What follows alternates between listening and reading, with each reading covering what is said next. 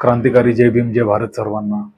काही दिवसांपूर्वी सरन्यायाधीश धनंजय चंद्रचूड व इतर 5 न्यायाधीशांनी राज्य सरकारांना अनुसूचित जाती व अनुसूचित जनजातीच्या आरक्षणामध्ये आर्थिक निकषावर उपवर्गीकरण करण्याचा अधिकार असल्याचा निर्णय दिलेला आहे।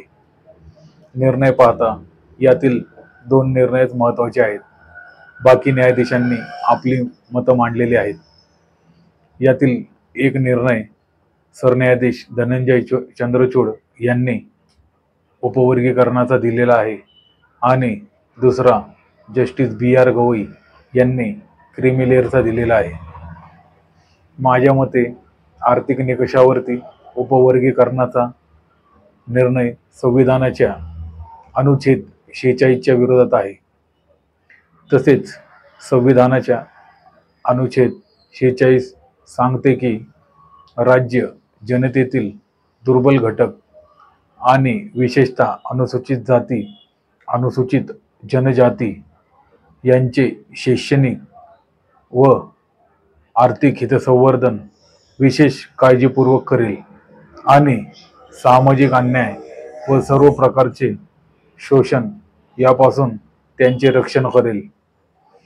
परंतु सरन्यायाधीश धनंजय चंद्रचूड यांनी अनुच्छेद 46 बाबत त्यांच्या निर्णयामध्ये किंचितही समावेश केलेला नाही आणि जस्टिस BR गवई यांनी अनुच्छेद 46चा अनुच्छेद 16च्या खंड 4 बरोबर तुलना करून गैरअर्थ काढलेला आहे। त्यामुळे दिलेला हा संपूर्ण निर्णय संविधान विरोधी आहे असे मी मानतो।